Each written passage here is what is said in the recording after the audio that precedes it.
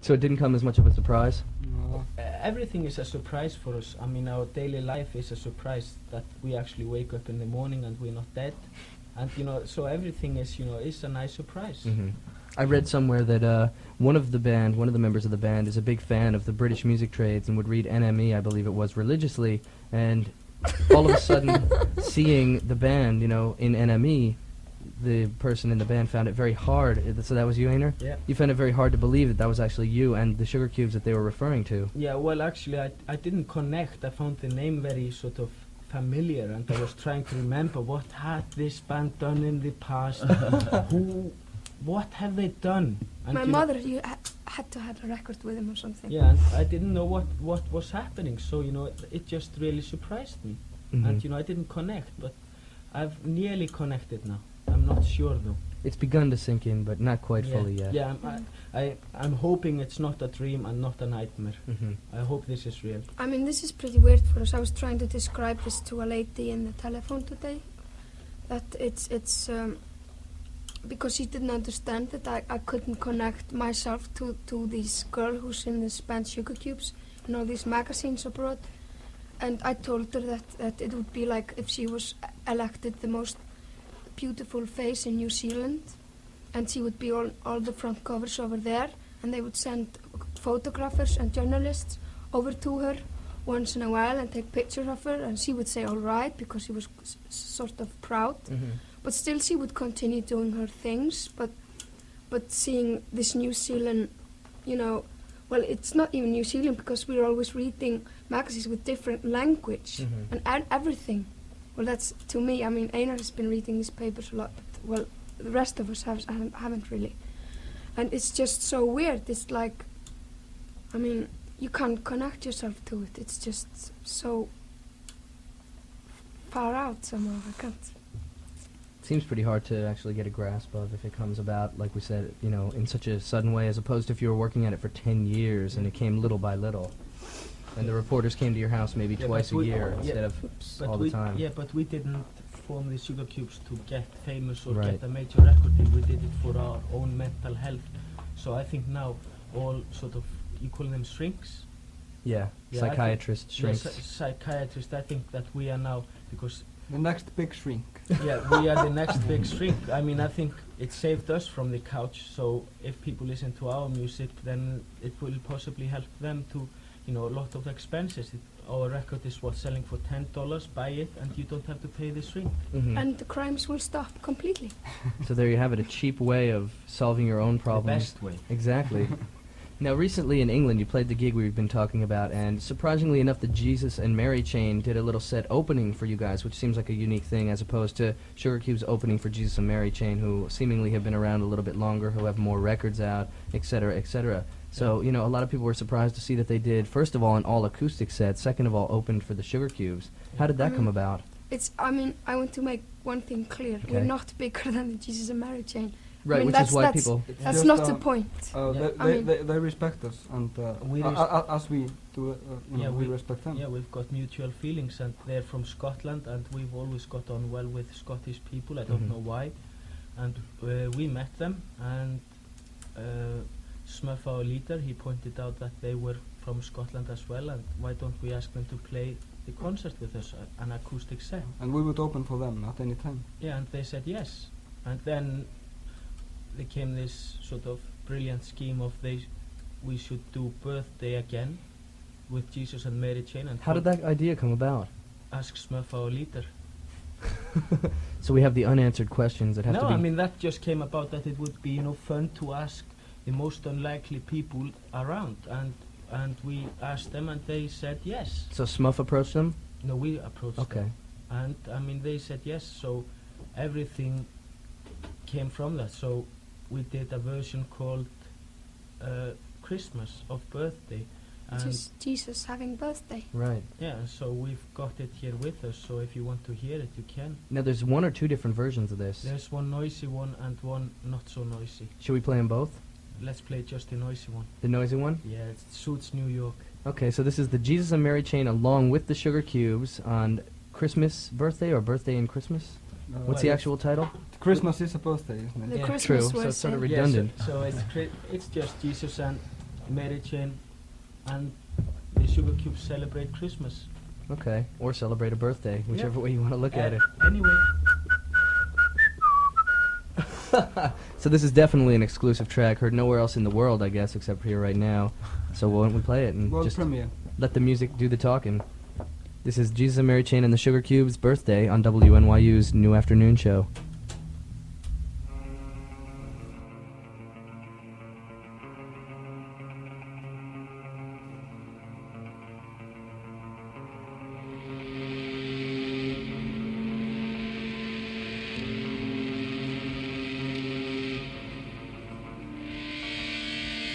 She lives in this house over there, has a world outside it.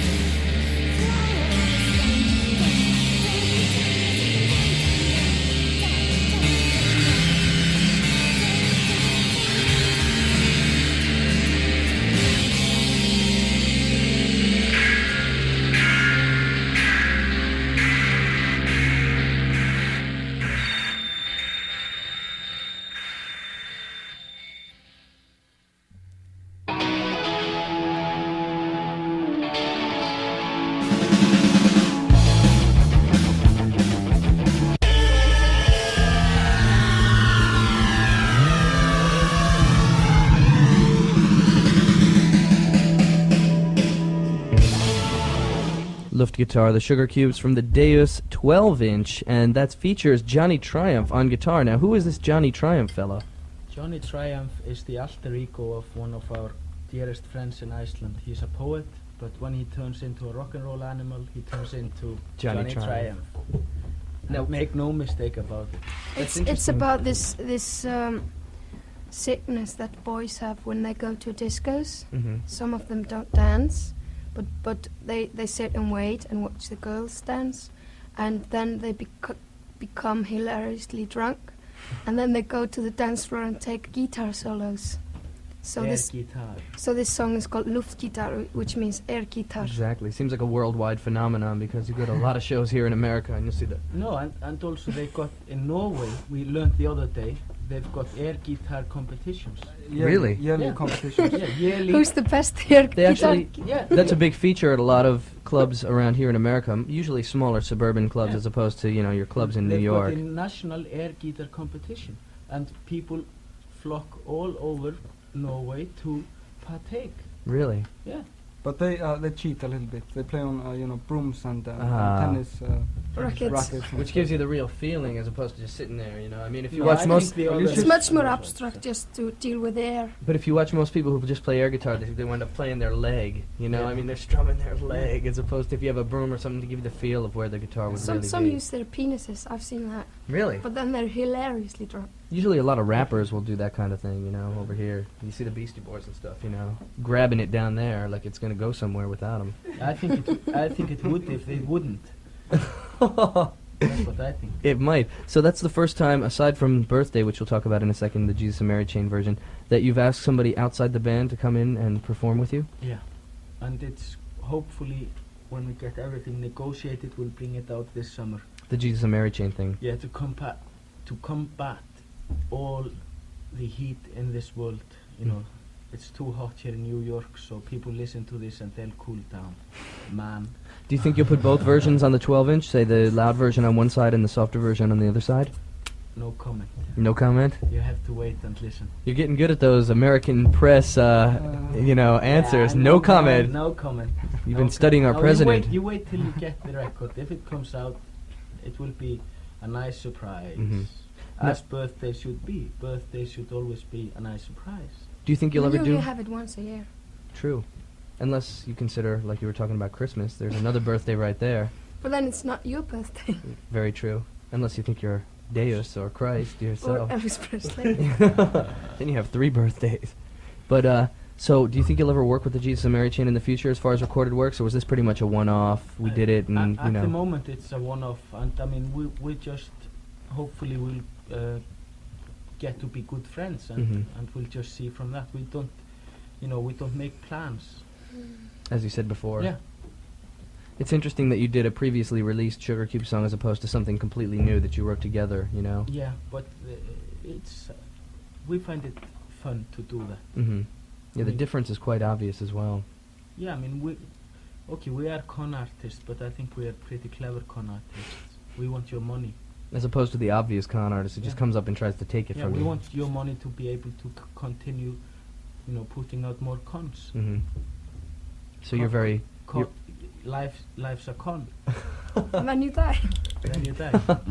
We'll have to write that one down, That's another famous Sugarcube remark. Now, why did you decide to ask Johnny Triumph to play on Luftgitarre? Well, we didn't really ask him because he came to us and said, listen, I've got this really good idea. I'm going to write these lyrics about young boys getting drunk and playing Luftgitarre, and I want you to make a song. And we liked the idea, so we just did. I think it came out pretty good, actually. It sounds like the Sugarcubes, arena anthem, something you'd be playing opening up for Ted Nugent or Aerosmith or Whitesnake or something like that. The other way around, don't you? Those guys opening up for the Sugarcubes? True. I did see in the Village Voice that you guys were going to be playing Madison Square Garden with Van Halen opening up. Are we? No, I'm just joking. Oh, okay, great. So speaking of quote-unquote well-known musicians and performers and stuff like that, I also recently read that, Bjork, you were going to do something with Sinead O'Connor, who actually called you the best singer she's ever heard in the world. She's my favorite. She's your favorite as well? And you're her favorite? from what I read. I'm so humble. I don't know. I'll just put it same to her, double. She's Do you very know what good. you're going to be doing at this point, or has it been recorded already, or? We've met. We met and discussed it. Discussed it. I'm sorry, my English. Disgusted it. And it was disgusting. But the only thing we've done so far is letting our kids meet, and they sing a lot together. Really? But she'll probably come to Iceland in July, and then we'll record some songs. We haven't really decided what to do yet, but so far we want to do one traditional Irish folk song Mm-hmm. and one traditional Icelandic folk song, which we've picked out and listened to together and stuff like that. So that won't really require much band playing. No, we just have to see when she comes over, because it's difficult to say. If you decide too much, everything will just be stiff or Mhm. something. You just have to see what happens, really. Mm-hmm. So if she's coming up to Iceland, I would assume that if there was going to be a band involved, it would be the Sugarcubes as opposed to her touring band. I don't know. Well, it's exactly. In fact, it isn't really decided that she's coming to Iceland. Mm-hmm. Sort of that's the most likely thing at the Right. moment in July. But we just have to see, because we happen to be very busy, the both of us, and we just have to see. Very understandable. Well, you'll have to let us know what happens. Send us some sort of correspondence and let us know how it's going and what actually turned out. Okay. So, Einar, I know you had some previous band experience that I was recently informed as to. I believe, I don't know how to pronounce the band's name. I think it's Kukl. Yeah, cook. Now, what was that like? Because I'm totally unfamiliar with the band. Yeah, me too as well now. after it split up in a. He's got a bad memory. Yeah, I've got a bad memory. Did I just say? I was in that band too. You were? Yeah. I'm the drummer of the Sugarcubes as well. So it's the Sugarcubes is actually an offshoot of that. No, No? totally different. The Sugarcubes are members or are employed by a company called Bad Taste SM, and which is our company in Iceland. And So- that's the label that your records are released on in Iceland? yeah, Bad Taste, and that's just I mean, we were 6 people in different bands, and we just got bored and decided to form this Bad Taste company. And we the first thing we did even was to publish a postcard, Mm-hmm. which was published when Reagan and Gorbachev were there fighting in Iceland. Fighting. And we decided to make a totally tacky postcard, one so ugly that it would sort of be the last postcard we would buy ourselves. Mm-hmm. Sort of peaceful watercolor paintings of Reagan and Gorbachev shaking hands and smiling with their flags in the back and all that. And it became a bestseller. Really? All the tourists that came to Iceland and all the media people and all that who were sort of finding out what's going on there, they bought it. They loved it? Yeah, and we managed to publish our first 7-inch, which was Birthday in Icelandic, with that money, and what paid the cover was a sponsor we got from a company which imports sugar, and that was totally Bad Taste as well, because the back cover of the 7-inch sleeve was just a huge logo from the sugar company fabric. The company was saying, buy Dan Sugar. I mean, It was like an advertisement for that sugar? yeah, totally tacky. But people bought that as well. I mean, now we fooled the whole world. They're listening to a totally Bad Taste pop group all the time, and they say it's good. And I've even read in some papers that they're supposed to be good musicians as well. Really? yeah, the con is perfect. Exactly, all around, you've got it covered. But back to Kukl, what was that like? I mean, what was the sound similar? Is there anything you can compare give to us or some any way? sound now. No, it was good fun while it lasted, but then we just ran into a brick wall and we got unconscious for a while, and then we woke up and decided to form the Sugarcubes. Mm-hmm. It was very different, much more manic, obsessive, Dramatic, dramatic, bleak, boring, no, fun. black. No, it's bleak. What label did the Kukl records come out on? Not on Bad Taste? No one Crash. Crash Records in England. So that was a pre-Bad Taste excursion. Yeah. And now there was also a band previous to Kukul. which is Purkur Pilnik. How do you pronounce that? Purkur Pilnik, and I've got here a review in Conflict 48, Summer 88, a review of it. And they say Purkur Pilnik, and they put the album title down as Þetta Framhliðin, which is quite funny because I put that on the keel of the record, and that means this is the front side. And you know, that's because the way you stack your records is always you look at the keel. The spine. Yeah, right. the spine. And you know, they should try to learn Icelandic before they write, you know, sort of, this record came out in 1981, and they were writing a review now. I think there must be some kind of backward over here. Well, read on and it explains, you know, it says pre-Sugarcubes, Yeah, pre-Kukul. I read it, but you know, pretty whiny and stupid, but I guess that's why they got the 12-year-old girl in there, right? That's me. Oh, that was you singing? Yeah, you stupid. They should learn Icelandic. You would never imagine how many people we meet here that don't speak Icelandic. I wouldn't It's doubt unbelievable. it. Believe me, I wouldn't doubt it. No, it's true. Obviously I can. I couldn't even pronounce the name of the band. So as well, you were also involved, Einar that is, in the Ornamental Project, which was the band featuring members of Strawberry Switchblade, Current 93, maybe Psychic TV, if I'm not mistaken. Yeah, I'm not and sure. Soft Cell. Right. They four. Now, how did that come about? Was that a pre-Sugarcubes project, or was that during your No, tenure it's with the Sugar? Free Sugarcube. post. So it's actually an old thing that was just Yeah. recently released. Yeah. How did you get involved in that? It's just old friends of mine, and we decided to do it.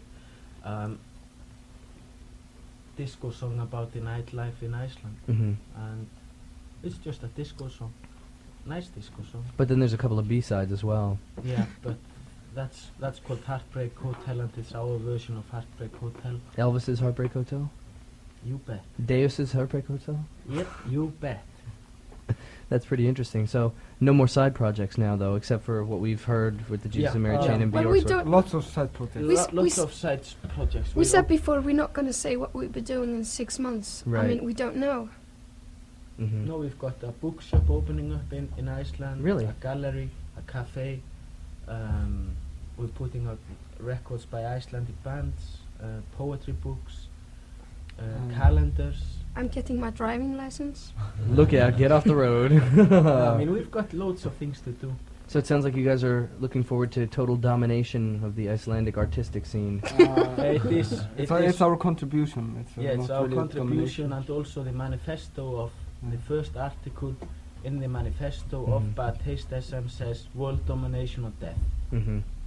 So Sounds like a pretty good philosophy to me. it is. We have to. I No. mean, we don't have any choice. I have an interesting question, which I know a lot of listeners are probably dying to find out. Since you canceled the gig previously, and I believe it was supposed to be rescheduled for last Saturday Yeah. or something like that, people are dying to know, when are you actually going to be playing the New York area? Yeah, we got our work permits yesterday, so we'll be playing in end of July here in New York. Any venue set? We don't know the names of them, but I think they will be pretty cool. So you'll play more than Madison one? Square Garden or Shea Stadium or something. Something like that. I can't really, Yeah, I can't really I can't recall. remember what they're called. So you will be doing more than one show in New York? I mean, originally it was planned just one show at the club called The World. Yeah, no, we're probably doing 2 or 3 shows at the beginning, at the end of the tour. Hmm. We don't know yet. So we can't really reveal much, except that No, the we- date is going to be somewhere around the end of July. Yeah, and we don't know either, you know. So people will just have to keep listening to the show, because we'll get the information and pass it on to them Yeah. as soon as we know, or read their local music Yeah. papers, which will, Yeah. I'm sure, tell them as well. Definitely. Are you looking forward to playing the U.S.? Yes. Yes. Do you think it'll be any different than playing anywhere else? I mean, the crowd reaction, response, or... Every place is different, so we just, you know, it's exciting for us to play, you know, different venues every night. Hmm. Live, we're a live band, we're not a studio band. Mhm. We're real human beings. It'll also be good that you're playing in July as opposed to when you were supposed to play, just because the record had just been released here, and a lot of people were going on curiosity's Yeah, but sake. we won't play any tracks from the album during our live shows. Really? Yeah, we play just cover versions. No, get out of here. Okay. I didn't mean literally. Echo and the Bunnymen did that, actually. I'm just kidding, you know, it's a con. Okay. It's another con by the Hvað þýðir Sugarcube. þetta con alltaf? Það fake. Fake? Já. Plant. Ég skil ekki, ég er alltaf að tala um eitthvað con, ég skil ekkert hvað Það það tala ekki tala um conman. um. Nei. You'll fit right in New York City, though, because we have enough of those con men to go around, Okay, you know. brilliant. But Echo and the Bunnymen did that a couple of years ago, which is Simple. why I almost took you seriously about the all covers set. You know, No, and a we lot of don't- bands have been doing that No, lately. we don't do that. We're so bad musicians, we can't cover other people's songs. Can't even learn them, huh? No, That's why we keep making our own songs all the time. Mm-hmm. we have to. Dire, desperate need. We always have to play our own songs because we can't cover other people's songs. Do you have a lot more material written that's not on the album that's waiting to be released? Mm-hmm. Yeah, so you're constantly writing new stuff. Mm-hmm. Do you think we'll be seeing some new material, non-LP, from the Sugarcubes, like maybe some B-sides of the next single in America to come out Yeah. soon? Yeah, we play everything that we know, and or we remember. Mhm. You know, we've got very short memory, so during our concerts we try to play what we can remember. Mm-hmm. Which must be not much if they're relying on you Excuse me? with the long-term memory there. What? What are you? Exactly. What's your name again? I know I've got it tattooed inside my lip what my name is. So we brought up some goodies to give away, Brilliant. and I believe it includes 5 LPs, 5 cassettes, and 2 CDs to some lucky winners. Oh, brilliant. And we were asking you if you had any kind of question that we could ask the listeners when they call up to answer, so in order to win, instead of just calling up and saying, "Yo, did I win the record?" Yeah, Hey. okay. We've got a very simple question. What is our leader's mental guru name? Can you translate this? The mental guru, the spiritual leader of the Sugarcubes. What is his name? What is his name? And we need the correct pronunciation and spelling. We won't take any wrong answers. But we don't, exactly. We won't take calls just yet. Why don't you unplug Can that we take sucker a over part there? of the competition? No, you can't take. You get the albums for free anyway. No. No, we don't. You don't? No, we buy them in Iceland. Through your own company.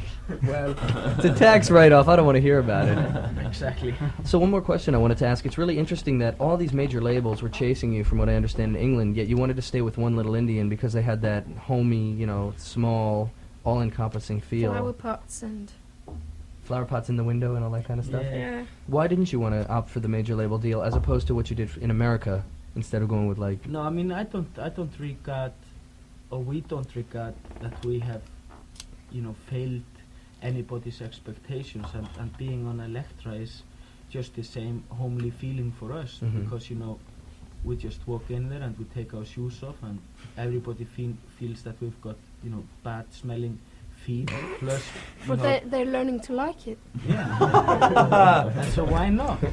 Now, and you know our socks stink, and you know we've got bad breath. Just like everybody else. Yeah, and you know why not? You know, Just normal human beings. Exactly. if they want to endure us, they can. If we'll endure them, but not all companies are ready for that kind of excruciating treatment. Right, but why did you decide to stay with One Little Indian in the UK as opposed to going with, say, an Elektra or a Warner Brothers or a large label over well, there? Because our leader is at One Little India, Yeah. and we're not telling the name of our leader now because we've got a competition. on, Exactly. We wouldn't give it away. and I would. You would, yeah, because you're a con man, but I'm not going to let you, because if you do, then we'll play that other version of Birthday again. Oh no! No, I'm just kidding. Save us. Okay. It's just if we could, we would take care of all the world with One Little Indian, but it's just, I mean, it's not capable. We weren't capable of doing that. We Mhm. figured that out. I mean, thing like United States of America is just so big, and we're pretty suspicious on who we work with and who we don't, and we've been working with the same people since we started, and it's also always been sort of very little people, but everybody's sort of friends, and you can't say this one is a manager and this is this or what. Everybody sort of does the thing together. Mm-hmm. So it was a huge decision for us. It took us very long time and long discussion and lot of worries for us to decide if we were going on a big label or not. And we finally decided to work with Elektra because they seemed far most sort of reasonable and nicest people, and now we got to know them, and we think anyway so far, we've stayed here for 3 days now, that we will be able to work with them as we've worked with people so far. Mm-hmm. And like we've said 100,000 times, and probably 2 times more, we don't work for people and people don't work for us. We work with people, Right. and we're not into having servants around us or serve anybody. I mean, that was what the other big companies were asking. They just wanted to take a lot but not give anything, and we're not taking any of that You shit. said as you say in here, no way Jose. No, that's how you say it here, where this comes from. Yes. Oh, where are we? Yeah, exactly. Ohio. Ohio. They've been fooling us all the time. I thought that was in New They are York. con artists. Exactly, you thought you were con artists. This is You just a get the setup. So I really appreciate you taking the time out of your schedule to stop by. It was a great pleasure to meet you and finally find out what the minds behind the music is actually like. Yeah, total mess. And we hope to see you back when you come into town in July to play. We'd love to have you back up and to talk some more because there's a lot of things that we didn't get to touch on, and I'd like to try and dig some more out of those con artist, non-paranoid, Well- non-hypocritical minds. You haven't talked to the other half of the band yet. True, so we'll bring them up too. Oh no. We'll have all yes, six. yes. You'll have total chaos on Exactly, your we'll hands. have all six, we'll have a big party, you know? Okay, Yeah, yeah, brilliant. Great time. They smell as Keep bad as phoning we. in, you will win those records. So let's just repeat the question one more time. What is the name of our spiritual leader? Okay. The spiritual leader of the Sugarcubes. Okay, so name the spiritual leader. We need the correct pronunciation. And he's in the other room, so if we have any discrepancies, we'll just bring him in. He's cuddling a pink panther, A giant, embracing. a giant Pink Panther. Now he looks like he's strangling it, Robert Chambers style or something. Don't kill our Pink Panther. But He's meditating. okay, Our so spiritual leader. name the spiritual leader of the Sugarcubes, and you can win either an LP, cassette, or CD of their recent LP, Life's Too Good. And as I said, Einar, Bjork, and Thor, my pleasure to have you stop by. I appreciate it greatly. We're looking forward to seeing you in July and seeing the live show as well. Yeah, well, thank you. Okay. So what do you want to go out with? One song, another song from the CD version of the...